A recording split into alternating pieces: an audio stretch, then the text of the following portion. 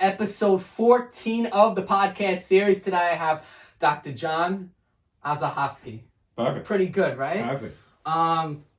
So Dr. John, this is a little bit of a change for you. Usually you're the one asking questions, but True. today Right. I'm going to be asking the questions, All right? I'm So, for the viewers, you may not know Dr. John, but Dr. John is a psychologist. That's right. I met Dr. John through Adelphi University. He's one of my professors in history of psychology. I would say like history of psychology is kind of like when I first took the class, like I thought it was going to be kind of a boring class, right? It usually is. Right? Because when you think about it, it's one of those classes you kind of have to take, right? Yeah. It's a basic psychology course, and I thought it was pretty interesting, with all your stories and everything, and I find Dr. John to have, I think he has a lot to say for the viewers, and I think a lot to learn from, so. I have a lot of experience over the years like that, too. Absolutely. And you were very encouraging in class because you always had a smile on your face and you were with what I was talking about. Yeah. And that really helped me a lot. Yeah.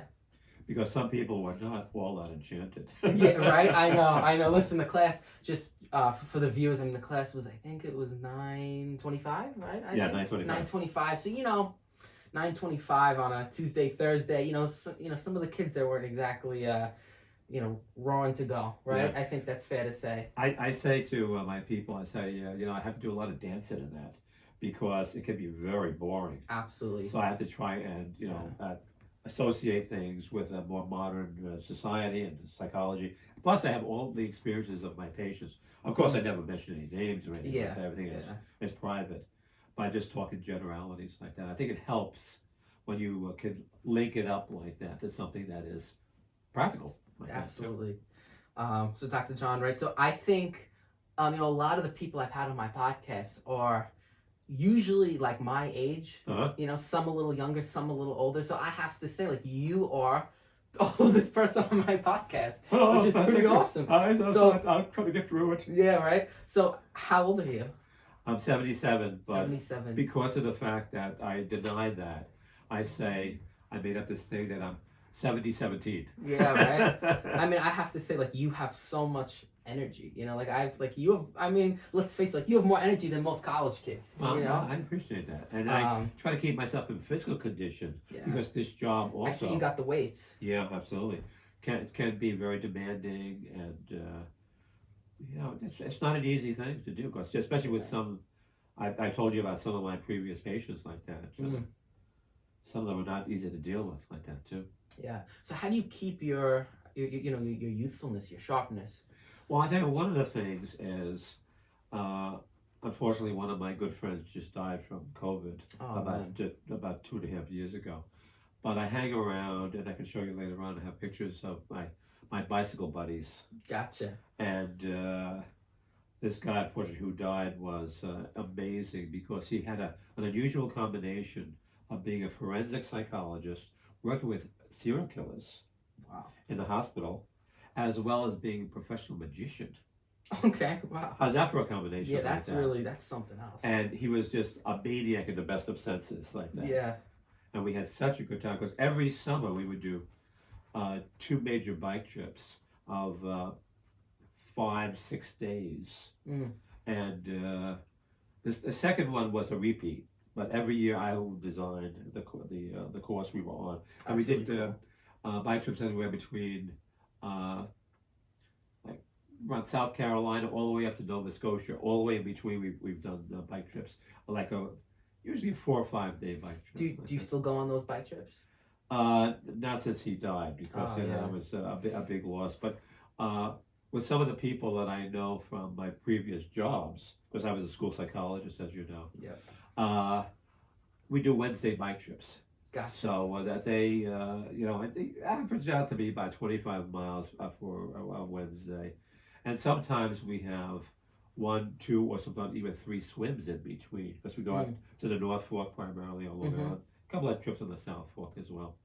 Gotcha. So, and I try to do 10-mile wind sprints in my neighborhood here. And my goal, unfortunately, I'm far behind this year with the weather, is 60. So I would do, the basic 600 miles of trying to keep yourself in a relative shape so you could do whatever you wanted to do in terms of bike trips. Gotcha. Very cool.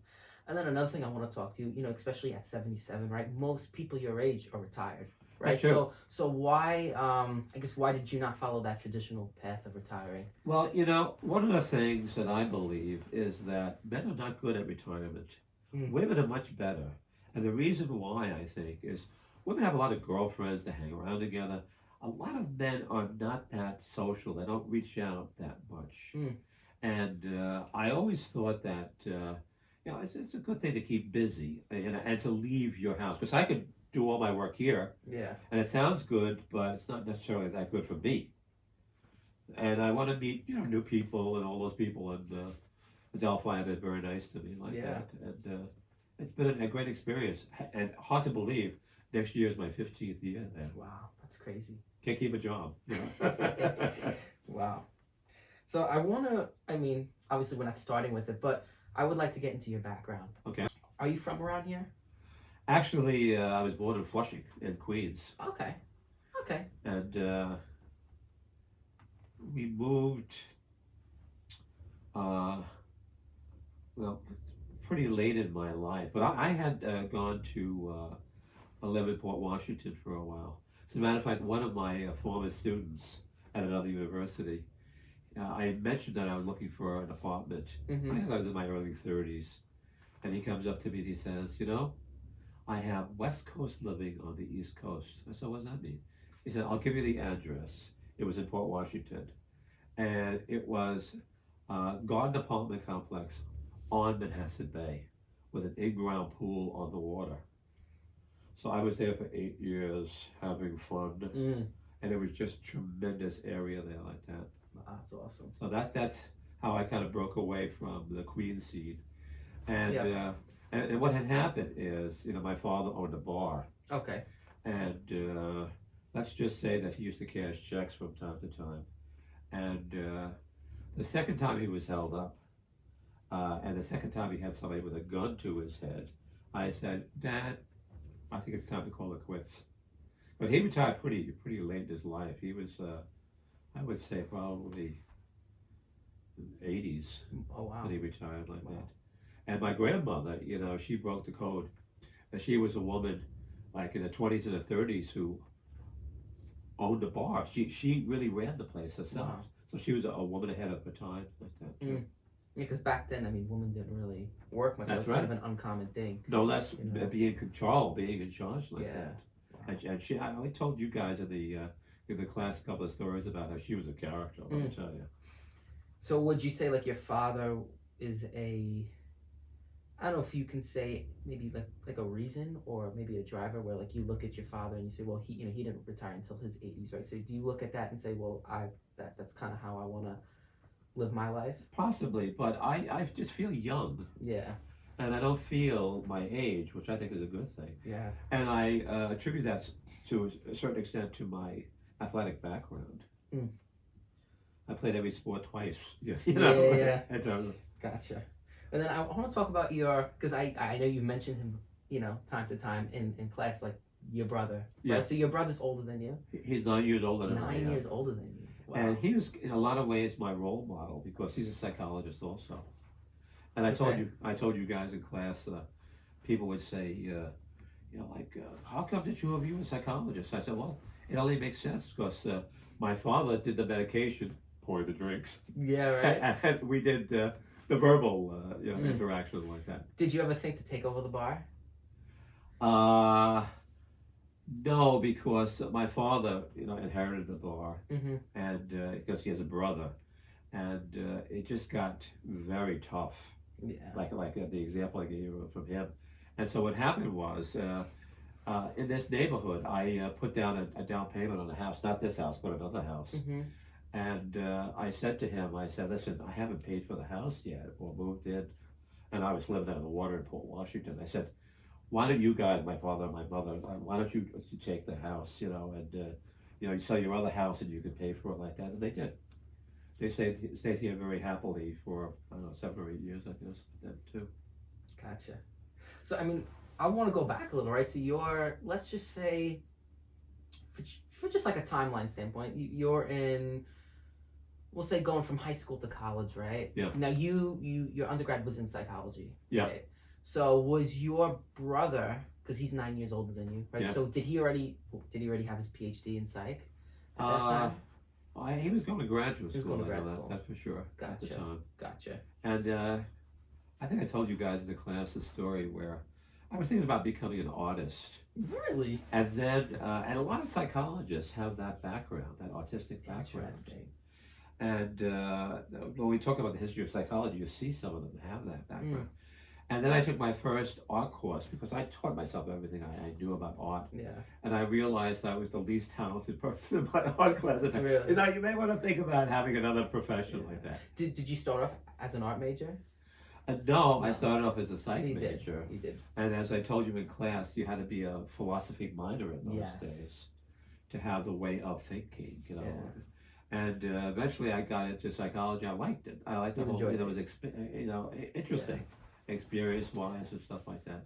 But it's fair to say your brother played a pretty significant role in you going down that route. No doubt about it. And what happened was, together we met a couple of people that were really helpful in guiding our careers. And one of the people we met, this guy, Dr. Vaccaro, and I think he was probably one of the first clinical psychologists in the United States. Really? Because he was in World War II. He was a major in World War II. And then he decided he was going to become a psychologist and go into private practice. Yeah. So eventually he wound up on Park Avenue at 39th Street. And he had an opening there for my brother and myself if we wanted to see patients there. So what a way to start your career. Yeah, that's really Park Avenue, as we used to say. Yeah. And that kind of brings me to another point I wanted to talk about, where you're a little bit hesitant going into psychology since it was like such a new kind of field. Like nobody really knew much about it. Like even like from a career standpoint, like was that something that you worried about? Well, a lot of the jobs I had were with individuals who were breaking into psychology. For example, one of the people I worked for was one of the first individuals to deal with people who were addicted to drugs. And there was a psychological aspect to that oftentimes as well. So I was working, in the drug program early on, and I got to see another aspect of psychology. And my mentor, Father Murray, was a great guy, and being a priest and being very busy, he got me involved in psychological testing, because as you know, the Catholic Church was involved in a lot of lawsuits in terms of dealing with pathology with little kids and stuff like that. And so he did a lot of the testing to allow people to go into his particular order. And he said, which is smart. Busy. I mean, that's very smart to do. It is, yeah. And he said, I'm so busy, I can't do it. How would you like to start the testing? So my beginning of testing was actually here in terms of doing psychological tests of priest candidates and giving the stuff we talked about in class, the Rorschach, the TAT, finger drawings, all that stuff. And then the next thing you do, I was involved with NYPD, because they had to test a lot of the people going in to become cops to make sure they were okay. And I did that for a while as well, and other people got to know me. And eventually, the police department, for example, they got their own testing bureau that they called themselves. They did themselves like that too. Gotcha. And then I started doing psychotherapy because I thought it was interesting. And I had a lot of interesting experiences over the times. One of the things I did, because of my contacts with the Catholic Church, I did taught priests how to do counseling, pastoral counseling.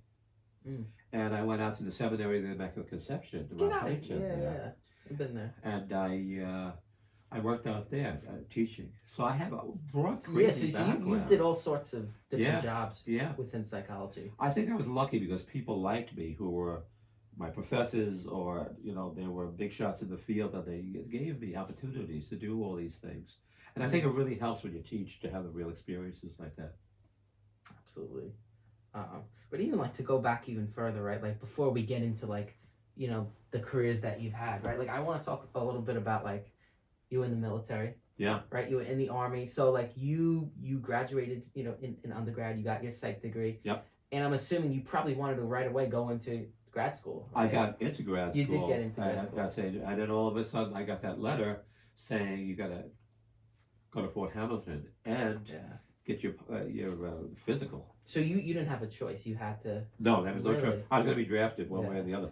So I said, okay, you can be drafted, as we used to say, at cannon fodder, like a PFC, private first class, or you can become an officer. And I said, I'm going to become an officer. So I went to ROTC, also at St. John's, which was lucky. And I think it was a 2-year program, like 1 day a week. And then I had my wonderful experiences in terms of before you get commissioned, you have to go to basic training for 6 weeks. Yeah. Fort Benning, Georgia in the summer. That was a lot of fun. And then I had to do an additional 6 weeks of advanced infantry training, and that was Indiantown Gap, Pennsylvania. So before I got commissioned, I had to do all that training. And there I am driving tanks and jumping out of helicopters. I mean, the training was really good. It was really vigorous. Yeah. And it was really dangerous because we were using live ammunition. Yeah. Because it was wartime at that time. Wow. And I was headed for Vietnam. And that's why President Nixon is my favorite president, because he stopped the war just before I was going to go to Vietnam. Really? So if it would have kept going, you would have had to go. Yeah, and my MOS, everything is abbreviated in the Army, military occupational specialty, I was supposed to be the non-medical director of a 350-bed Army field hospital. And all those field hospitals, being field hospitals, they were right on the front lines. So it's a very dangerous job in terms of a lot of casualties and the officer corps working in those hospitals. Wow. So, you had to know how to, fire all the things that the Army has, but you also had to have, like the background I had in Texas, teaching you about, how to run a situation where it's a hospital, an emergency hospital like that. If you ever watch MASH, you have an idea of what that's like. They didn't call it MASH. They call it MUST, a mobile unit self-transportable, because they would go to these places with these flatbed trucks, and within 6 hours, they would have everything constructed, including an operation theater where they do operations like that too. Wow. And it was like the things they use today for indoor tennis. Everything was, like tents especially like that, but a little bit more advanced like that. Gotcha. So all said and done, how long were you in the Army for? Well, it was an interesting thing. When the Vietnam War ended, I was supposed to put 2 years active duty on. Okay. So because they had too many officers, they said to me and everybody else, they said, okay, you can do the 2 years if you want, or you could do 3 months, but then put 2 additional years in your reserve time. So reserve time was Fort Hamilton, and it was 1 weekend a month and 2 weeks active duty a year. So it was not fooling around. They would send me various places for active duty for 2 weeks.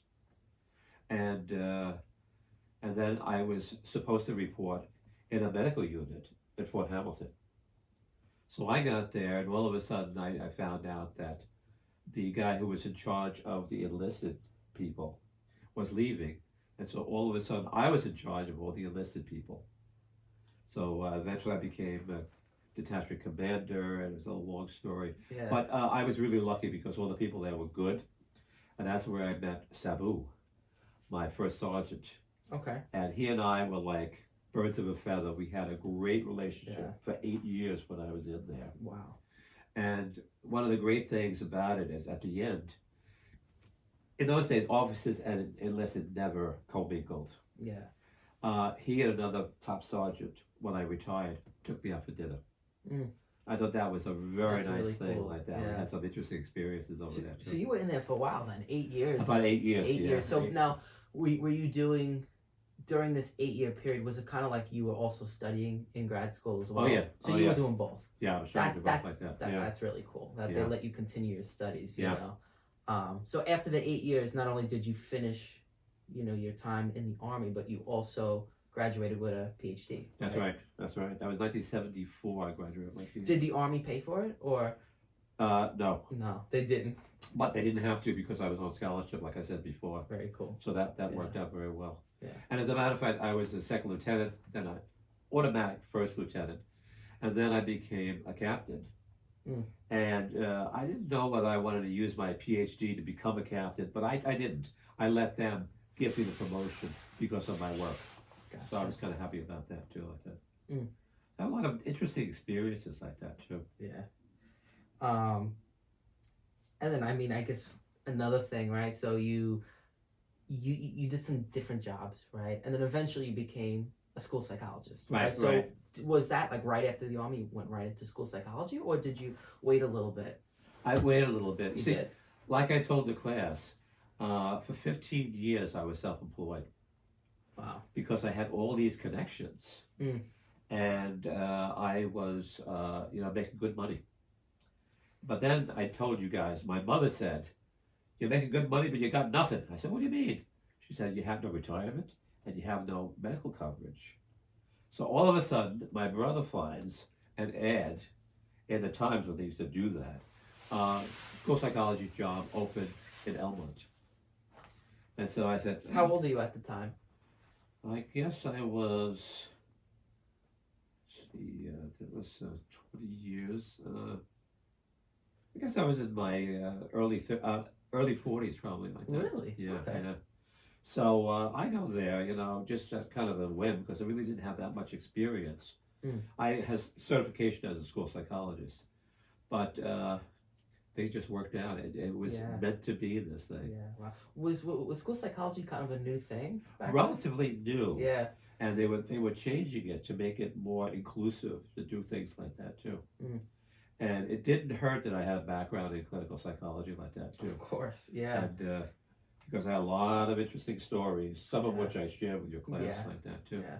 Was it weird going from like being in the military for 8 years and then now like you're working with like little kids? Yeah, I wasn't sure I was going to like that, or that they were not going to like me. But as it turned out, being a big kid myself, and I got along very well with those kids, and I had a nice experience there like that. Gotcha. And then like, how do you, I guess, you've worked with, whether it's adults, adolescents, kids, obviously, right? So how do you, I guess, approach like therapy with those different age groups? That's a good question. And the one thing I try not to do is to be Mr. Expert, and the other thing that's important to do is to have a bit of a sense of humor as well. Yeah, you gotta crack some jokes, right? That's right, exactly.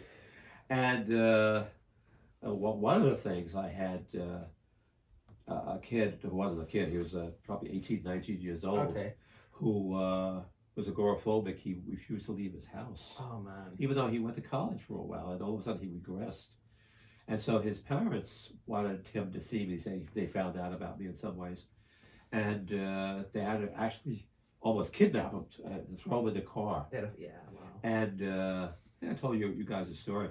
And on the way over here, there on the HOV lane, he tries to jump out of his car. So he comes in, and you have to be lucky when you're using humor sometimes like this. You gotta be careful with the person. That's right. And I kind of got the sense that he had a sense of humor. Yeah. So I said to him, I know people don't like me sometimes, but they never try to kill themselves before they meet me. So he starts laughing, and that was the beginning of our relationship like that, Yeah. And I took a chance in a way to say that. I was going to say, like, were you a little nervous saying it? Because that's kind of like, that could go either way, Some people could take that really. Yeah. But I realized, and luckily I was right, that he had a way of keeping himself aloof. But I broke that in terms of, and he started laughing, and all of a sudden he started talking about himself. Yeah. Before he said, "No, I'm not going to talk to this guy. I don't know this guy from a hole in the wall. The hell with him," like that. Wow. So a lot of interesting experiences with people like that. But I have so many experiences in the Army. One of the good things about the Army is you would go someplace for active duty for the 2 weeks, for example. And I was down in Fort Eustis, Virginia one time for 2 weeks. And so I meet the guy who's in charge of the psychiatric unit down there in the hospital. So I come down and I introduced myself, and he was a major, I was a captain at the time. Okay. And he said, "Well, I'm leaving for 2 weeks. You're in charge of the whole psychiatric wing and all the people who work there. See ya." And that was typical of the military in some ways. You do it by the seat of your pants in some ways like that, you know. You learn by doing it, you do it. Yeah. And so I had an interesting experience there because I was in charge of all the social workers who were working there. And they wanted me to teach them some stuff. And so I did 2 weeks every day of some of my experiences, some of my background to teach them in what the real world is like in terms of psychology and social work like that too. And they gave me my write-up was one of the reasons why I got promoted to captain because it was such an excellent write-up like that too. But the thing that was good about it is you got to fly by the seat of your pants, like I said. You know, you're in charge, so take advantage of it, do it. And that's pretty typical of the military in some ways. As bad as it sounds, in some ways it's good. Yeah. I mean, you get things done, right? Like That's when right. Just, when people ask too many questions, it's hard to get people just doing what they're supposed to be doing. That's true. You know? But it's also, I mean, I think there's pros and cons, right? Because it's yeah. also like, you want to be aware of what's going on. Like I think that's a good skill in of itself. Yeah, and then it's hospitals, a psychiatric unit. Yeah. I mean, people there who were in bad shape. And then, speaking of like, I guess just mental health and, people with, I guess, mental health problems, right? Would you say that it is more genetic or more something that is induced from past events? 6 of one, half dozen of another. Enough of dancing. A lot of the psychoses, almost all of them, are genetically based. Really? So, and they can be made worse by the environment or better by the environment. Yeah. Whereas most kind of neurotic situations like that, character disorders, that kind of stuff, they're because of, as Freud would say, the child is father to the man, and you have bad experiences as a kid, you have like neurotic tendencies or over defended, those kinds of things like that. So the first thing you got to do with a patient walking in is kind of have a good idea what the diagnosis is. That's like half the battle, right? Yeah, that's right. Yeah. Because some people you have to say, hey, you need to see a psychiatrist, you need to have a psychiatric evaluation, you need to be on medication. But that's after you get to know them for a while like that too. Would you say using, the different tests, do you think that makes it a lot easier to help kind of evaluate someone? It does, because some people said, where psychiatry ends, psychology begins. Because when they interview people, they don't have anything else in their pocket to do. But we have all those psychological tests to do. Yeah. As a matter of fact, my late friend Gene, one of my bicycle buddies, these guys who were convicted of murdering, sometimes serial killers, they would try to come across as being so-called crazy because they would wind up in a hospital and not in prison. So they would try to fool the psychologists doing the evaluation. That's what I mean. Like, I feel like through, talk therapy, like there's only, because people sometimes, even their reality is a little distorted and they can lie and so it's even hard to gauge those people. Yeah. But see, the good thing about those psychological tests is you have another technique that you could use. Like, what is typical Rorschach response? And, what about the figure drawings? Are there psychotic indicators in the figure drawing? And all that stuff gives you additional information. Yeah, or just, it's good to see just like abnormal, like anything that's abnormal. Yeah, that's right. And is it abnormal because of neurosis or is it abnormal because of more, severe psychosis, for example, like that? Gotcha. And then, this is changing gears a little bit, but I want to talk a little bit about, I guess, like modern day psychology, right? I mean, you've been in this field for a long time.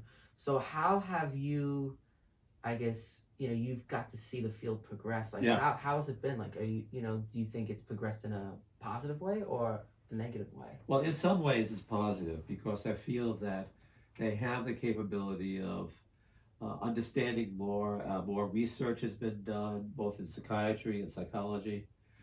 But in some ways, I don't like the changes because, in my day, psychological testing was be all and end all. and you had to learn how to score the Rorschach, for example, and be a good guy interpreting psychological tests like the figure drawing and the TAT, Medicare perception test. And so, but now I think the latest psychologists, and it's true at Adelphi, they don't have a standalone Rorschach course. And me, being the old Jew that I am, took 3 Rorschach courses alone. Yeah. Separate, and I think they're getting away from looking at some of the psychological tests that I feel very comfortable with. Yeah. So in some ways, they're becoming more like psychiatrists than psychologists in some ways. Their background is different, but... yeah. So I guess just more emphasis on testing and learning how to test. And talking about, for example, things like slips of the tongue. Does that make us, an interpretable situation? And yeah, I think so. And so I get the hell out of here, Or a figure drawing, for example. Like, you're making all this stuff out of this? And I say, yeah. Because I have, hundreds of years of experience in terms of doing this stuff, so... But it was really big, really important in the older days like that, too. Gotcha.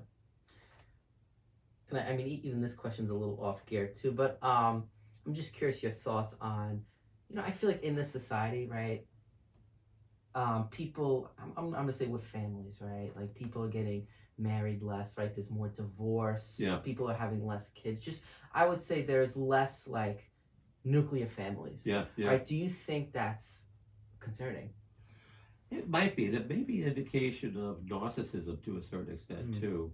Especially in terms of, it's all about me. Yeah. That kind of thing. Well, I feel like everyone is a lot more, I mean, at least in New York. Everyone's very career-oriented. Sure. Which isn't a bad thing, right? Especially, with, taxes and how, how our economy is. Like, it's important to, have that financial stability, right? But I feel like it does also kind of open the door to narcissistic tendencies. Yeah. One of the other things, getting back to your previous question, is women now are also, I would say, more welcome in terms of psychotherapy. Because the old idea was, well, that's not important for them, that kind of stuff. Well, it is, obviously. And they have a lot of responsibilities these days. And to be top-notch in terms of your overall functioning is important. Just like for men, it's important like that, too. Absolutely. I mean, even in psychology, have you noticed that, even in the classroom, right, there's a lot more females than males in the psychology field. Yeah. When you first started, was it more male-dominated? Absolutely. Really? We had 1 or 2 men in, 1 or 2 women, rather, in a psychology course. It was considered to be a lot. And now just the opposite is true. And I'm wondering, too, whether it's the success of women in terms of the you go girl type of thing that has been working. And men have kind of been pushed off to the side to a certain extent like that, too. That's even interesting where, like, I guess, like, with feminism, right? And it's like women are, they're, it's advocated that, women work hard and, And that they kind of left out the men in terms of that. And a lot of the research and everything like that, some of the really important research is done by women now. And when I was first starting psychology, you'd never see that. Never see it at all. So they broadened the field and they have the capability of adding a lot. But we don't want to lose all the men either. Of course. It's an important thing like that, too. And then any other issues that you see, I guess, in our modern society that I guess could be harmful, for people's mental health? Well, I think there's a lot of stress, and the stress, men have always been taught also to like shut up and just take it, that kind of thing. And that's very harmful too. So one of the good things is that, men are feeling a little bit more comfortable in therapy. And still to this day, and one of the good things about me being a man is they feel more comfortable seeing a man a lot of times like that. Not everybody, but occasionally. Well, would you say, especially because, psychology, I would say, is a female-dominated field, right? Would you say that it's an advantage to be like a male therapist? I think it is, especially in terms of some of these patients have been violent or have a history of violence, and you know, seeing a man, and this is a very sexist thing to say, I know, but like they're probably, especially when they find out you're in the military formally, like Yeah. they may think twice like that. I told you guys a story of a patient one time comes in to see me, and for whatever reason, he was in his motorcycle outfit. Mm-hmm. He reaches into his boot and he has a knife with a blade about this long and rolls it over to me at the desk. So I say to myself, hello. I said to myself, what do I do now? Now I knew he did that for control purposes. Yeah. But he didn't expect me to do what I did. And what I did was I said, can I see that knife? And I said, yes, it's probably a good throwing knife. I said, now when I was in the Army, we used knives like this for, what they call it, silent kill techniques. Mm-hmm. And I rolled it back to perfect after that. Because he knew he could control me by trying to scare me because, get out of here, you know, this is old school for me. Yeah. In terms of we use knives like that to, I was never in the military actively to kill anybody, luckily, but they taught us how to do it. If somebody's on, like guard duty or something like that, that's how you do it. So I wasn't like, oh, get that knife out of here, you know. Yeah. So that enabled him to feel more comfortable with me and realize that he couldn't control me in some ways that way too. So it was good for the therapy. Gotcha. And then another thing I want to talk about is your family life. Like, did you have a wife or children? No, I was so busy. I've never got the opportunity to do that. Really? But I have, shall we say, long-term girlfriend. Yeah. Yeah. Are you still with her? Yeah. Really? How long? When I say long-term, I would have to say probably about over 10 years. Over 10 years. Very cool. Is that? I mean, I don't want to say like a regret, like, but do you ever like want to have kids or? Yeah, I think about it sometimes, Yeah. you know, and I was just so busy in some ways like that not prevented it, but in some ways got in the way a little bit like that. That's wow. How about like any other, I guess, girls that were in your life that made you want to, possibly get married to, or? Oh yeah. They were, really? I have a lot of stories, a lot of long distance stories. Like Yeah. That. Yeah. Any that were like close to marriage? One in particular. Really? How old were you? I guess I was in my mid-30s, maybe. Mid-30s. How long were you with the girl? I would say probably about 3 years, but it was very intense in those 3 years. Yeah. And then what ended up happening? Did she break it up or did you break it up? It was kind of a mutual thing, because she had a profession of her own as well, and that was an issue for her and for me at the same time. Like that. Wow. Did you end up like getting engaged, or was it kind of like at that point where it was going to get to engagement? It was at that point, yeah, that's right. Gotcha. Very cool. Okay. The sad thing is that she died. Really? Yeah. Like how much long after? Well, she died when she was probably in her early 70s. No, maybe late 60s, as a matter of fact. But she had been sick for a while. And I realized it was probably because her mother died very young with that. She probably inherited some kind of illness from her mother. It was a genetic thing like that, too. So it's kind of sad that way, too. Yeah. Does your current girlfriend have any children? No. No. Okay. Would you ever consider getting married to her? Or Oh yeah. It's, really? It's still a possibility like that. Wow. That's really cool. Well, I'm only 17, as you know. Yeah, so right. Plenty of time. You got plenty of time. Exactly. Is that something like you would consider doing, like, I guess, soon, or is it kind of one of those things where you just kind of feel it out? It better be done soon. Yeah, right. Is she the same age as you? Younger, older? She's younger. Gotcha. Very cool. So I would say maybe about 10, 12 years younger. Did you feel a lot of pressure from your family to, get married, have kids, right? Because that's very traditional, right? It's a very traditional path. Not really, not at all. Really? Yeah. Really? I kind of kept it up to be like that to do it. Gotcha. How about your brother? He's been married. Yeah. Okay. Does he have children? No. Okay. He's been divorced for a while, but he did get married like that. Yeah. Did he end up getting like remarried, or he? He has a long-term girlfriend too. Okay. Really? That's yeah. interesting. It's interesting to see how like you and your brother have a lot of like similarities. Yeah, sure. Yeah. In like career, even like both having like a long-term girlfriend. Yeah.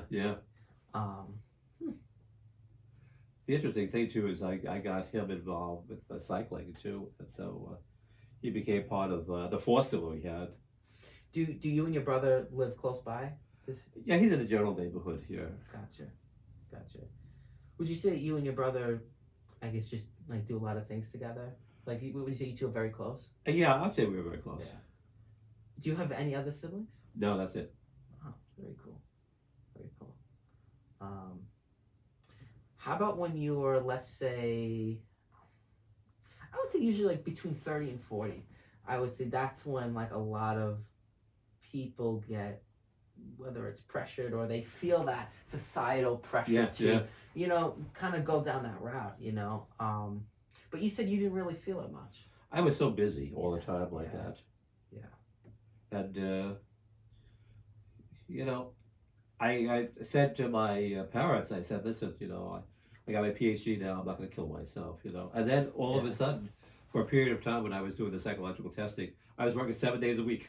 Wow. Oh, because you said you did the tests on the weekends, right? That's right. So. And the test itself took 4.5 hours just for the testing. Yeah. A part of it was the MMPI they would fill out themselves, but most of it was Rorschach. There's a very close interaction like that. And then I'd have to type it up. I had to write that whole thing up like that too. Yeah. And since I was working 5 days a week besides that, I had to make sure that I used the weekends for catching up in some ways like that too. Absolutely. So I mean, I think it's fair to say, like, if you were to have a family, like, it would be really difficult to like have that balance and be able to tend for that family. Yeah, I would think so. Yeah. How about have you ever done couples therapy before?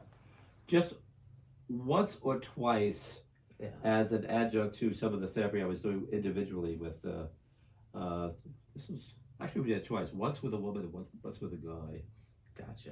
And I found that I wasn't that good in terms of couples therapy. Yeah. Well, I was gonna say, like, do you find, because I'm sure a lot of people come in, right, and they probably talk about their their relationship with their significant other. Yeah. Do you find it difficult to give advice about those types of topics?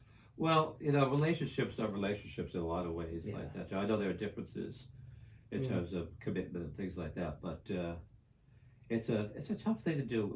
I always feel that one-on-one is the best when you're 2-on-1 and a 2 is not you. It's them. Yeah. And whatever you say in some of those situations, somebody hates you. Yeah, right. Because you feel they're taking sides and stuff like that. So I said, what? I'm going to do the individual from now on like that. I think one of the important things too is to realize, you're not good at everything. You're not grandiose in a sense like that too, which is important. This is what I was going to ask you. So, I mean, I think it's fair to say you're pretty passionate about psychology. Oh, yeah. Right? Yeah. So, any topics in particular that you're specifically passionate about or just have a large interest in? That's an interesting question because I've seen people in so many different areas. What I've been involved with is doing some psychological testing to find out, for example, if a guy should be a police officer.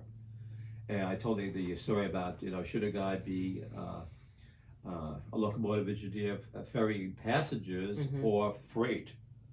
Because they had some doubts about that. So kind of business oriented like that is an important thing too. But the biggest thing I think is to be as mentally healthy as an individual can be, and hopefully not have somebody who's so depressed that he's going to kill himself or try to, or she is, that kind of thing. So just like overall improvement in someone's mental well-being. Yeah. And then that actually leads me into my next question. What can someone do, or just anyone do, to just improve their overall mental well-being? That's a good question. I think one of the things should be to be able to talk about whatever problems you have with either a therapist or a friend or a wife or a husband, that kind So of just thing. being able to express yourself. Yeah, that's an important thing because if you bury it all, it's probably never going to come out. It's never going to change like that too. I feel like that's kind of the thing with like men's mental health, where I agree. guys just, you know, because you know, even like in the military, right? Like someone tells you to do something, you just do it, and you know, it's like right. that stoicism of like just, you know, not showing emotion. Yeah. You know, but eventually it's like, you know, unfortunately, you know, you hear these, you know, these tragic stories of people who just, you know, guys who just like they don't say nothing, all of a sudden they kill themselves. You know. And sadly, that's true of the military. They have a lot of problems with the military with suicide like that too. Wow. Why do you think suicide? Like, what do you think? I mean, obviously, right? High depression, high anxiety, but how do you think someone gets to the point where, you know, they want to kill themselves or actually go through with it? I think one of the things is self-hatred, whether it's realistic or unrealistic, and also being very having feelings that you know you haven't done the things you were supposed to do, you haven't been successful enough, that kind of thing. Interesting. So it's a would you say it's a depiction of yourself essentially? In some ways, and also if you're that depressed, a patient came to see me one day and I said, you know, I'm depressed. You've never been depressed. I could tell. You've been sad, but you've never been depressed. And I listened to him and I realized that he was right. That depression is really beyond sadness. You know, where you can be so depressed, you're in such pain that you want to kill yourself to alleviate the depression like that. So there are a lot of reasons like that too. Self-hatred, some of it's developmental, which we could go into like that. Thank God, knock on wood, I've never had a patient commit suicide. And I hope to keep that intact. I was thinking about asking you that, but I, you know, like I don't want to like, you know, that's kind of a little bit of a, you know, sensitive topic. Yeah, it is. Know? And I'm sure that happens, right, to some psychologists, unfortunately. I've had people who have been very suicidal and survived, you know, which I'm happy about that too. Do you find even those people, right? Do you find it difficult to, you know, let's just say someone comes in your office, they're suicidal, where you've never felt those strong feelings, right? So, like, do you find it difficult to talk to them? You know, like what is like your approach? Yeah, well, I've seen so many people in that situation. I almost feel like I know what it's like to live like that. Yeah. And you know, I say to them, you know, you can't say to people like that, say, "No, don't kill yourself. Whatever you do, don't kill yourself." One of the techniques I use was something I really believe in. I say, you know, one of the things you kill yourself for is you give up on the future. I said things can change. You can meet a special person. You could be successful in your job. You could change your life. And then you almost say, thank God I didn't kill myself. And I think that's a positive thing, rather than say, don't do it, don't do it. This is a doubt in their mind that maybe in therapy or through therapy, they could be happier or change their lives. Change their orientation towards themselves, for example. Yeah.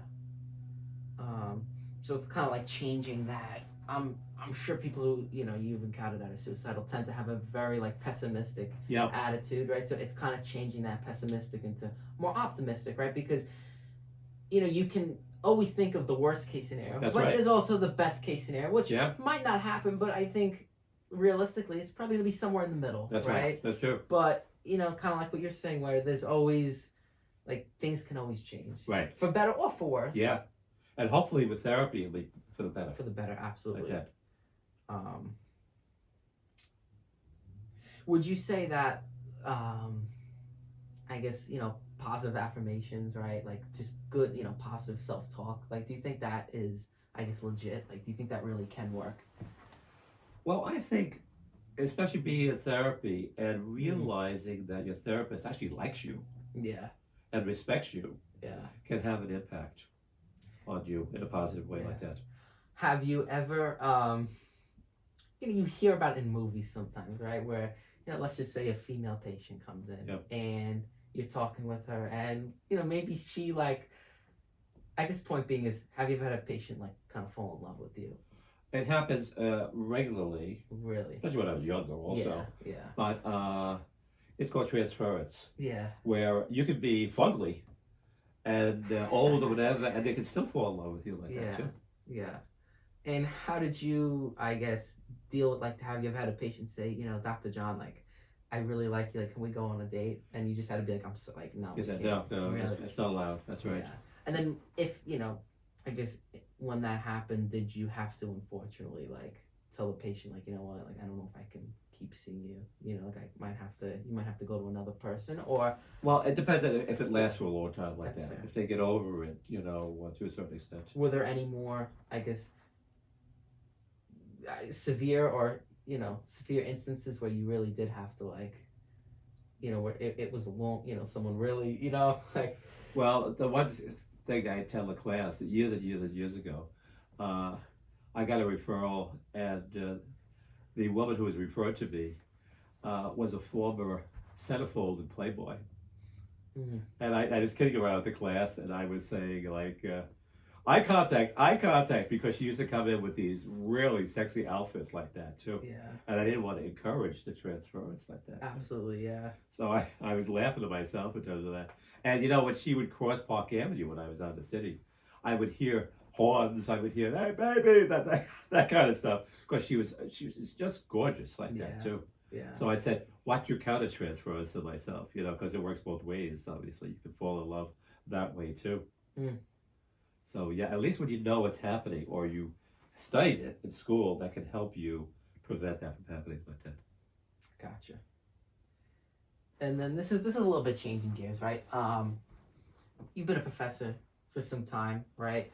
Have you noticed a change in the students from now versus when you started?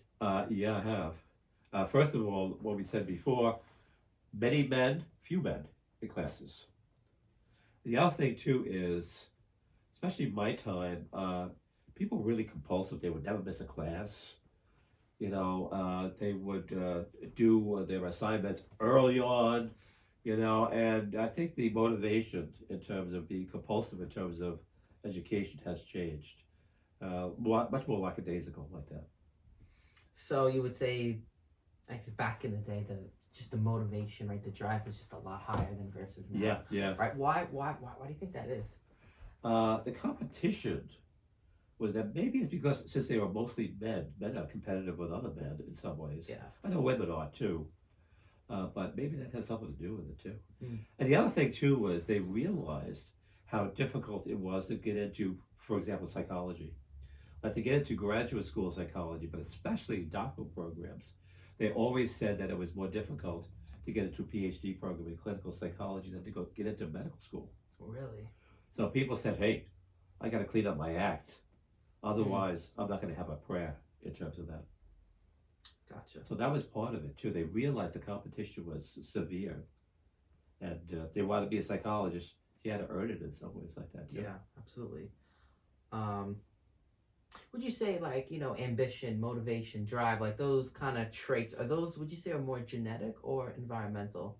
I would say probably both. But right? Yeah. your parents, like we were talking about how, genius kids are becoming more successful. Well, they're encouraged by their parents. They're encouraged to have patience to finish what you started. And the parents can play a big role in terms of that, too. Yeah. Do you notice, like, with students, I guess because of technology and how students are on their phones so much, right? Yeah. Do you think that affects, their attention spans and just ability to focus? I think it also affects their interactions with people in general. Because I find that people in their 50s and 60s and 70s, they see you on the street, they always have to greet you. They always have to say something. Younger people, when they're walking, they see you and they look at their phone. Like all of a sudden they got a phone call. I think COVID was really bad with that too, where it kind of made that even worse. Yeah, I agree. I think that you're right about that.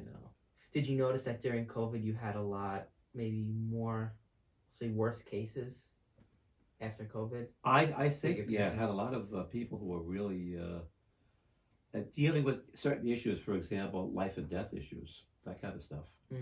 If they died themselves, or you had an opportunity, quote unquote, to die.